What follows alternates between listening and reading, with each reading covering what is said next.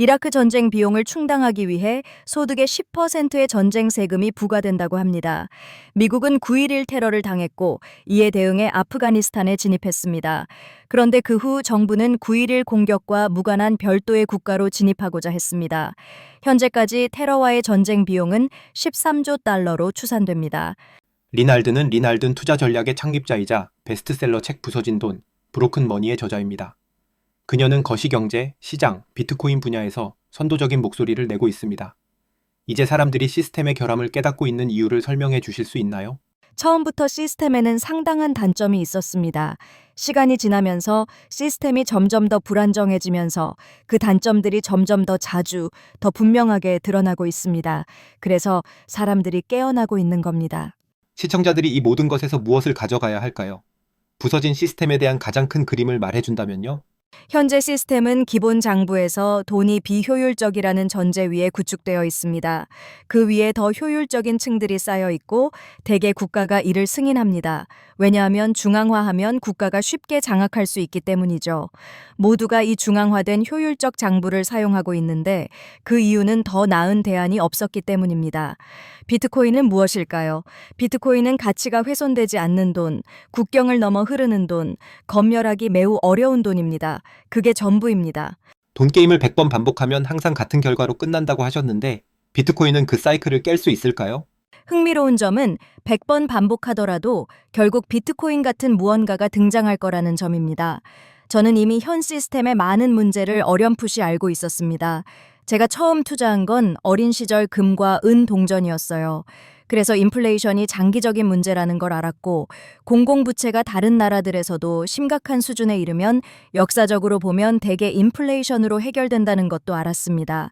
이런 기본 개념들은 알고 있었지만 문제의 전체적인 규모나 왜 이런 식으로 되었는지 그 기술적 필연성은 몰랐습니다. 제 책에서 탐구한 건 기술이 등장하는 시점에 따라 경로가 결정된다는 점입니다. 예를 들어 세계사를 100번 다시 돌린다고 해도 거의 매번 자전거가 자동차보다 먼저 나오고 자동차는 비행기보다 먼저 나옵니다.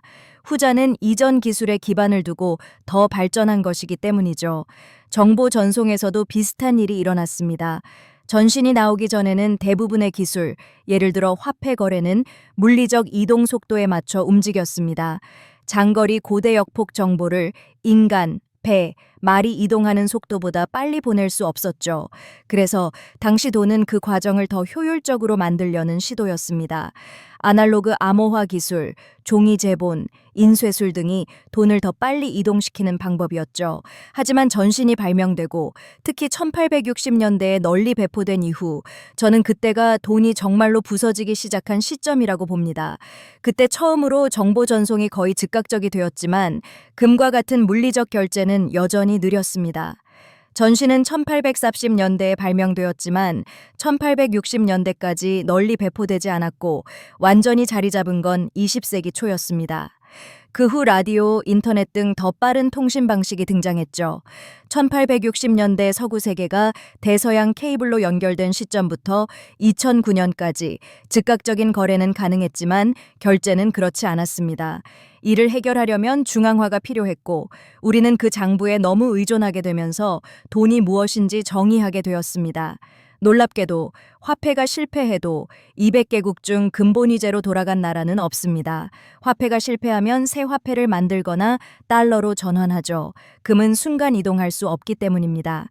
2009년은 그 큰 격차 이후 처음으로 디지털 결제가 빛의 속도에 가까운 속도로 가능해진 시점입니다. 돈은 항상 어느 정도 부서져 있었죠. 초기 은행의 역사는 돈을 더 효율적으로 만들고 그 비효율성을 완화하려는 시도였습니다. 하지만 전신시대의 도래와 함께 돈이 진정으로 부서지기 시작했다고 봅니다. 이건 제가 많은 연구 끝에 알게 된 사실입니다. 예전에는 인플레이션이 나쁘고 공공부채가 극단적인 수준이면 안 좋다는 막연한 생각만 있었죠. 왜 이런 일이 일어나는지, 왜 이렇게 체계적인지는 몰랐습니다. 많은 사람들이 사회에 뭔가 잘못된 점이 있다고 느끼지만 정확히 무엇인지 꼬집지 못합니다. 우리 사회의 기초, 즉 돈이 모든 문제의 근원이라는 걸 깨달았을 때 저는 정말 충격을 받았습니다. 매일 거래하고 인간과의 거의 모든 접촉이 가치 교환과 관련이 있는데 그 가치 교환이 조작되거나 부서져 있다면 세상에 엄청난 영향을 미치죠. 맞습니다. 그게 미묘하게 작동하기 때문에 잘 작동하는 겁니다. 개발도상국에서는 덜 미묘해서 사람들이 문제를 더 잘 인식하지만 특히 선진국에서는 매우 미묘합니다. 미국에서 직업을 자주 바꾸는 사람들이 같은 직장에 오래 머무르는 사람들보다 더 높은 연봉을 받는다는 데이터가 있습니다. 이상적으로는 그럴 필요가 없어야 하죠. 직장을 좋아하고 시간이 지나면서 더 잘 해내고 있다면 직장을 바꾸는 비효율 없이도 연봉이 올라야 합니다. 하지만 미국의 광해 통화량은 평균적으로 매년 7% 증가합니다. 최근 몇 년은 좀 혼란스러웠지만 장기 평균은 7%입니다. 임금 노동자나 소규모 사업자가 매년 6에서 7%씩 임금이나 가격을 올리지 않으면 그들의 네트워크 내 지분은 줄어드는 겁니다. 인플레이션에 발맞추려는 노력의 부담은 항상 그들에게 있습니다. 상사에게 가서 7% 인상을 해주세요라고 하면 상사는 작년보다 7% 더 잘하지 않았는데 왜 인상을 해줘야 하나라고 할 겁니다. 대부분은 그게 통화 인플레이션 때문이라고 생각하지 않죠. 그래서 몇 년이 지나면 3에서 4% 인상만 받고 통화량 증가율이 7%인 동안 그들은 뒤처지게 됩니다. 큰 폭의 연봉 인상을 위해서는 새 고용주와 새로 협상해야 하는 경우가 많죠. 반면 통화 디플레이션이 있다면 노력의 부담이 직원에서 고용주로 옮겨갑니다. 연봉을 동결해도 구매력이 증가하니까요. 이집트처럼 통화량이 매년 20%씩 증가하는 곳을 생각해 보세요. 모두가 빠른 트레드밀 위에서 임금을 올리려 애쓰고 있죠. 우리는 종종 저축이 인플레이션으로 사라지는 비극에 초점을 맞추지만 회계 단위 자체도 문제입니다. 급격한 인플레이션이 있으면 오버헤드가 훨씬 커집니다. 예를 들어 가격이 거의 변하지 않는다면 레스토랑은 메뉴를 자주 바꿀 필요가 없지만 급격한 인플레이션이 있으면 매일 메뉴를 바꿔야 합니다. 그건 불필요한 노력의 부담입니다. 기업 간 계약도 마찬가지입니다. 자주 재협상해야 하는 건 불필요한 오버헤드입니다. 인플레이션이 높을수록 금융위 사업에서 차지하는 비중이 커집니다. 사람들은 이런 작은 비효율성을 눈치채지 못하고 수십 년이 지나면서 쌓이다 보면 20년 전 내가 상상했던 것과 왜 다르지? 왜 기술 발전 속도에 비해 내 삶이 나아지지 않지? 왜 여전히 트레드밀 위에 있는 기분이지? 라고 느끼게 됩니다. 역사적으로 많은 이들이 노동시간이 30시간, 20시간, 15시간으로 줄어들 거라고 예언했지만 실제로는 가치가 계속 인플레이션으로 사라지면서 사람들이 예전만큼 열심히 일해야 하는 상황입니다. 현재 시스템에 이르게 된 주요 사건들은 무엇이었나요? 간단히 말씀해 주세요. 글로벌 금융위기가 큰 전환점이었다고 생각합니다. 하지만 그 전의 역사로 돌아가 보면 몇 세기 동안 돈의 모든 마찰은 중앙화로 해결되었습니다. 예를 들어 동전과 지폐를 꺼내 거래할 수 있지만 같은 은행 파트너를 사용하면 훨씬 쉽죠. 다른 은행을 사용하는 사람과 거래하려면 은행 간 가치 이전이 필요하고 매번 이전하는 대신 더 깊은 은행을 신뢰하는 게 더 쉬웠습니다. 이런 비효율성은 모두 중앙화로 해결되었고 결국 중앙은행으로 이어졌습니다. 여러 중앙은행이 세계 기축통화 중앙은행에 묶이는 식으로 약 4단계의 중앙화가 이루어졌습니다. 우리 생애 또는 그 근처로 오면 1971년 근본이제 폐지가 있습니다. 1970년대는 혼란의 시기였고 그 후 어느 정도 통제를 재확립했습니다. 외화 수요를 만들어내고 금리를 실제로 양의 수준으로 올렸죠. 하지만 그때부터 부채가 천천히 축적되고 이를 유지하기 위해 자원이 점점 소진되는 시간이 시작되었습니다. 40년 동안 잠재적 붕괴가 있을 때마다 더 많은 유동성을 투입했습니다. 1987년 주식시장 대폭락 때 그린스펀 연준 의장이 은행들에 전화해 유동성이 필요하면 걱정하지 마세요라고 하며 시장을 다시 부양했습니다.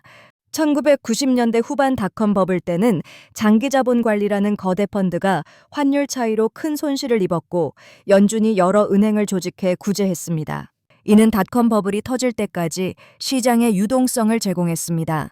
그 붕괴 후에는 2001년 경기 침체가 비교적 약했음에도 금리를 1%까지 낮췄고 이는 주택 버블을 일으켰습니다. 주택 버블이 터지자 더 이상 갈 곳이 없어서 국가 차원으로 문제가 옮겨갔습니다. 주식시장 버블이 부동산 버블로, 부동산과 은행 버블이 국가 차원으로 올라간 셈입니다. 연방정부가 은행들을 구제했지만 주택 소유자는 아니었죠. 이는 많은 분노를 불러왔습니다. 좌파에서는 월가 점령 운동, 우파에서는 티파티 운동이 일어났습니다. 두 측면은 같은 문제의 양면이었습니다. 글로벌 금융위기 이후 많은 국가들이 달러에 대한 신뢰를 조금씩 바꾸기 시작했습니다. 그전에는 중앙은행들이 금 보유량을 줄였지만 2009년부터 금 톤수를 다시 축적하기 시작했습니다. 달러는 여전히 다른 통화에 비해 강하지만 글로벌 수요는 줄어들고 있습니다. 글로벌 금융위기가 문제를 얼마나 심각한지 많은 사람들에게 깨우쳐준 계기였다고 생각합니다. 점점 더 많은 사람들이 시스템이 부서졌다는 걸 깨닫고 있지만 깨닫는 것만으로는 충분하지 않습니다. 적극적으로 그 시스템에서 벗어나야 하죠. 현재 시스템은 중앙화가 더 효율적이고 거래가 더 쉬워지기 위해 필요했다고 하셨죠. 하지만 이제 그 결과가 세상에서 드러나고 있습니다. 책에서 사람들이 이 설정이 삶에 얼마나 해로울 수 있는지, 예를 들어 레바논 같은 사례를 다루셨죠. 사람들이 시스템의 결함을 깨닫고 있는 이유를 설명해 주세요. 역사에서 보면 문제를 해결하려다 일시적으로 상황이 악화된 후 새로운 기술이 나와 개선되는 경우가 있습니다. 예를 들어 구석기에서 신석기 시대로 전환할 때 농업으로 전환하면서 처음에는 기대 수명이 낮아지고 질병과 충치가 늘어났습니다. 원래 환경을 벗어나 더 밀집된 환경으로 들어가면서 질병이 퍼지고 전쟁이 더 자주 일어났기 때문이죠. 그들은 사냥 채집민을 몰아낼 힘을 얻었지만 1인당 기준으로는 이전보다 삶이 더 나빠졌습니다. 문명 초기의 편리함이 문제를 일으켰고 항생제, 기본 의약품, 깨끗한 물, 위생 등이 문제를 완화하기까지 오랜 시간이 걸렸습니다. 그 사이에는 큰 격차가 있었습니다. 돈에서도 비슷한 일이 일어났다고 생각합니다. 통신시대의 도래는 좋은 일이었지만 돈이 그 속도를 따라가지 못해 가짜 돈을 만들어야 했습니다. 이는 은행가, 중앙은행, 정부에 이전에는 없던 힘을 주었고 상당한 단점을 가져왔습니다. 비트코인은 기본 의약품이나 상수도 같은 역할을 합니다. 통신시대는 빠른 거래는 가능했지만 빠른 결제가 불가능한 시기였습니다. 대역폭도 암호화도 충분히 발전하지 않았죠. 하지만 이제 그 기술이 발전하면서 지난 150년간 쌓인 중앙화된 장부의 문제를 완화할 수 있습니다. 처음부터 단점이 있었고 시스템이 점점 더 불안정해지면서 그 단점이 더 자주, 더 크게 드러나고 있습니다. 사람들이 깨어나고 있죠. 문제의 규모는 다양하죠. 사람들이 개인적으로 느끼는 문제는 은행 계좌가 동결되거나 돈을 인출할 수 없는 경우입니다. 반대로 이 시스템은 전쟁을 자금 조달할 수 있게 하고 전쟁을 저렴하게 만듭니다. 비트코인이나 새로운 시스템은 이를 없애줄 수 있죠. 이 시스템에서 나오는 문제들에 대해 이야기해 주세요. 사람들이 급격한 문제에 직면할 때 깨닫게 됩니다. 예를 들어 자신의 돈에 접근할 수 없을 때죠. 미묘한 문제들은 오랫동안 눈에 띄지 않습니다.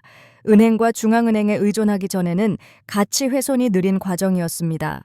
로마 황제가 전쟁 자금을 마련하기 위해 화폐 가치를 낮추려면 세금으로 동전을 회수하고 재용해해서 귀금속 함량을 줄이고 다시 경제에 유통시켜야 했습니다. 그 과정은 빠를 수 없었죠. 하지만 전신시대 이후 모두가 계좌에 돈을 보관하고 은행이 금을 보유하지 않고 중앙은행이 금을 보유하며 은행은 그 위에 장부일 뿐인 상황에서는 한 번의 펜 놀림으로 화폐 가치를 절반, 4분의 3, 심지어 5년 안에 99.9%까지 낮출 수 있습니다. 가치 훼손이 더 이상 물리적이지 않고 추상적인 층에서 이루어지기 때문이죠. 이는 권력을 엄청나게 가속화했습니다. 한 나라가 시민의 유동 자산을 가치 훼손해 전쟁을 벌이면 공격받는 나라도 비슷한 일을 해야 합니다. 그래서 한 나라가 하면 거의 모든 나라로 퍼집니다. 이 문제를 해결한다고 전쟁이 완전히 끝나는 건 아니지만 그런 이유로 일어나는 전쟁은 줄어들 겁니다. 이게 어떻게 전쟁 자금을 조달한다는 건지 처음 들으면 좀 추상적으로 들립니다. 많은 사람들이 전쟁이 돈과 관련이 있다는 것도 모를 거예요. 이라크 전쟁 초기의 예를 들어볼게요. 미국은 9.11 테러를 당했고 아프가니스탄에 진입했습니다. 그 혼란 속에서 정부는 9.11과 무관하고 아프가니스탄과 국경도 맞대지 않은 다른 나라를 침공하려 했습니다. 당시 여론조사에 따르면 미국인의 70% 이상이 이라크 침공을 지지했습니다. 하지만 동시에 이라크 전쟁 비용을 위해 소득의 10% 전쟁 세금을 내야 한다면 침공해야 하나? 라고 물었다면 지지율은 훨씬 낮았을 겁니다. 그들에게는 비용이 없어 보였으니까요. 우리는 거대한 군대를 가지고 있고 저들이 나쁜 놈들이라고 하니 침공합시다라는 식이었죠. 비용은 불투명하게 미뤄졌습니다. 세금을 통한 조달은 강제적일 수 있지만 투명합니다. 세금이 오르면 사람들은 항의하거나 다른 일을 뽑거나 비민주적인 국가라면 시위를 일으킬 수 있습니다. 그래서 왕들은 종종 가치 훼손을 택했습니다. 불투명하게 조금씩 빼앗는 방식이죠. 피아트 화폐 세계에서는 그 빼앗는 양이 훨씬 큽니다. 테러와의 전쟁 비용은 현재 약 6조 달러로 추산되며 부상자 비용까지 포함하면 13조 달러까지 갈 거라고 합니다. 당시 사람들에게 당신의 미래 저축과 임금이 이 전쟁 때문에 크게 훼손될 겁니다. 라고 말했다면 덜 찬성했을지도 모릅니다. 이런 규모의 전쟁은 피아트 세계에서만 가능했습니다. 비용과 결과가 너무 멀리 떨어져 있어서 아무도 그 행동을 비난하지 않죠. 현재 미국과 많은 나라에서 재정 문제를 논의하지만 트럼프 탓인가, 바이든 탓인가만 논하지 조지 부시 탓인가, 이라크 전쟁을 지지한 의원들 탓인가 라고는 묻지 않습니다. 사회보장 시스템을 지속 불가능하게 설계한 사람들도 논의되지 않죠. 결과가 원인과 너무 멀리 떨어져 있어서 20년, 30년, 40년 전으로 거슬러 올라가지 않습니다. 그게 피아트의 힘입니다. 불투명하고 효과적입니다. 이에 맞서 자신을 보호하는 방법은 임의로 공급이 늘어날 수 있는 통화에 큰 가치를 두지 않는 겁니다. 돈과 통화에 대해 많이 이야기했는데 그 사이에 차이가 있죠. 시청자를 위해 정의해 주실 수 있나요?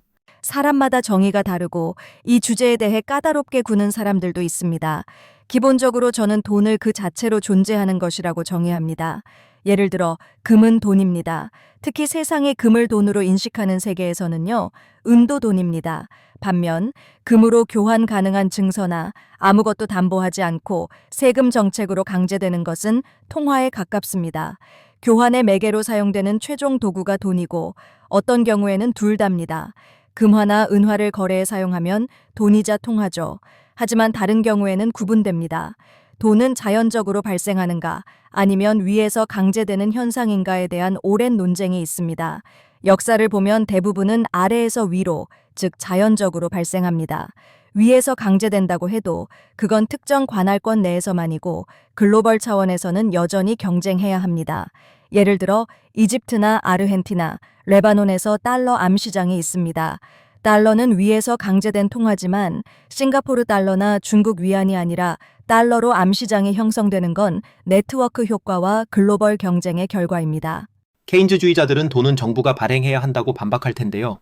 책에서 좋은 돈이 되기 위해 충족해야 할 여러 측면을 이야기하셨죠. 그런 측면을 충족하면 사회나 게임 내에서도 자연스럽게 돈으로 떠오른다고요. 주목할 점은 신용화폐론이나 국가화폐론이 전신이 발명되고 널리 보급된 시기와 그 직후에 등장했다는 점입니다. 역사적으로 더 거슬러 올라가면 그런 생각은 거의 나오지 않았습니다. 당시 사람들은 금과 은을 돈으로 자연스럽게 받아들였고 누가 와서 가짜 토큰을 쓰라고 하면 받아들여지지 않았을 겁니다. 하지만 국가나 은행이 발행한 돈이 전신 세계에서 금의 비효율성을 해결하기 시작하면서 사람들이 그쪽으로 끌렸습니다. 그러자 일부 경제학자와 국가 행위자들이 우리가 돈을 발행하는 게 자연스럽다고 주장했죠. 하지만 그건 기술적 현실이 그들에게 유리했기 때문에 가능했습니다.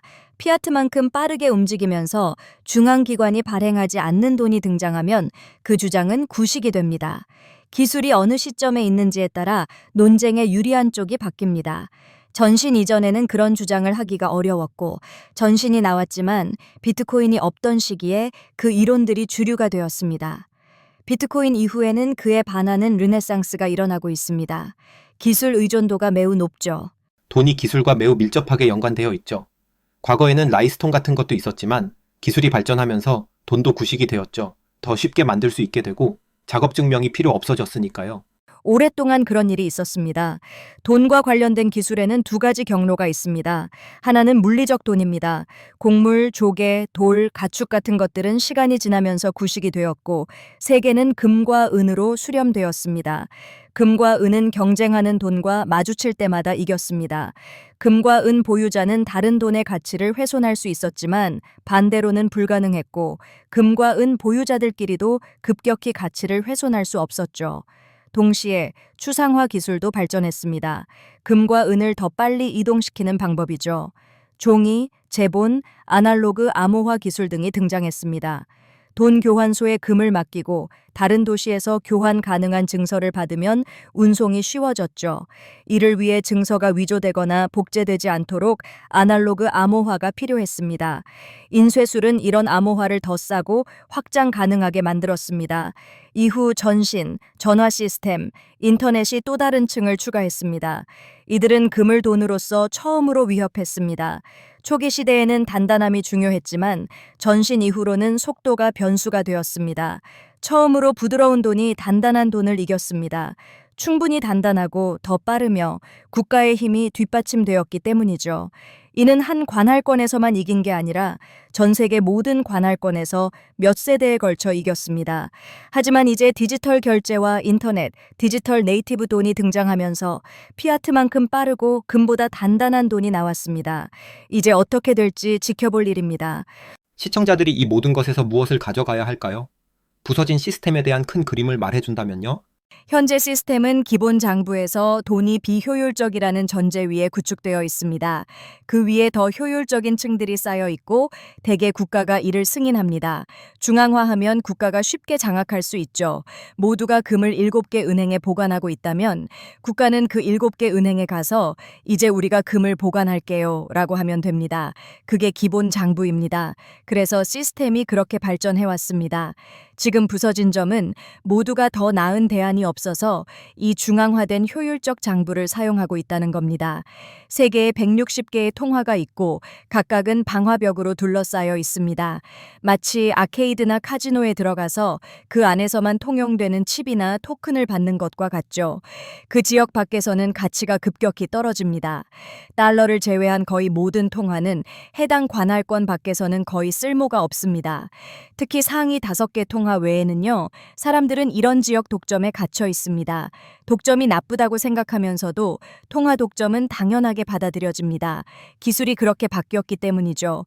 비트코인과 일부 스테이블 코인은 이런 장벽을 우회합니다. 국가에서 돈이 드나드는 두 가지 주요 방법은 물리적 입국 지점과 전신 송금입니다. 둘 다 매우 제한적입니다. 핀테크도 기본적으로 은행 위의 층일 뿐입니다. 비트코인과 스테이블 코인은 이를 완전히 우회합니다. 물리적 입국 지점을 통해 무한한 가치 밀도를 가져올 수 있습니다. XYZ 국가에 누군가를 고용하면 그들이 화상통화로 QR코드를 보여주거나 이메일, DM으로 결제 문자열을 보내면 로컬 은행 시스템을 거치지 않고 비트코인이나 스테이블 코인으로 결제할 수 있습니다. 이제는 각 관할권 내에서 돈의 선택이 가능해졌습니다. 이전에는 중앙화 때문에 돈의 선택이 없었고 모든 힘이 돈 발행자에게 넘어갔습니다. 이제 우리는 빠르고 단단한 돈이 빠르게 인플레이션 되는 돈들과 경쟁하는 시대에 있습니다. 새 시스템에 들어가지 않거나 이해하지 못하는 사람들은 기존 시스템에서 새 시스템을 바라보며 어떤 오해를 하나요? 중앙은행은 비트코인에 대해 뭐라고 하고 비트코인은 실제로 무엇인가요? 기술에 따라 수용 가능한 의견 범위가 바뀌는 예를 하나 들어볼게요. 1800년대에는 거래가 본질적으로 사적이었습니다. 권위주의적인 왕이라 해도 모든 거래를 감시할 수 있다는 생각은 상상도 못했죠. 하지만 오늘날 모두가 중앙화된 디지털 방식으로 가치를 이전하고 사적으로 거래하려는 사람은 이상하게 여겨집니다. 숨길 게 없는데 왜 사적인 거래를 하려는 거지라는 식이죠. 하지만 프라이버시의 필요성은 변하지 않았습니다. 비트코인은 그런 상황에 있습니다. 사람들은 국가 밖의 돈, 가치 훼손이나 검열이 안 되는 돈, 뭔가 나쁜 짓을 하려는 거 아냐? 라고 생각하죠. 하지만 실제로는 그렇지 않습니다. 세계에는 200개국이 있습니다. 일부는 온화하지만 다른 일부는 가혹하죠. 독재 국가에 사는 사람들을 생각해 보세요. 지금 우리는 비트코인 아틀란티스 행사로 마데이레에 있는데 무대에서 토고 출신의 파리타와 함께 했어요. 토고에서는 민주주의 운동가들의 은행 계좌가 동결되고 압수되죠. 이런 예는 수십 개가 있습니다.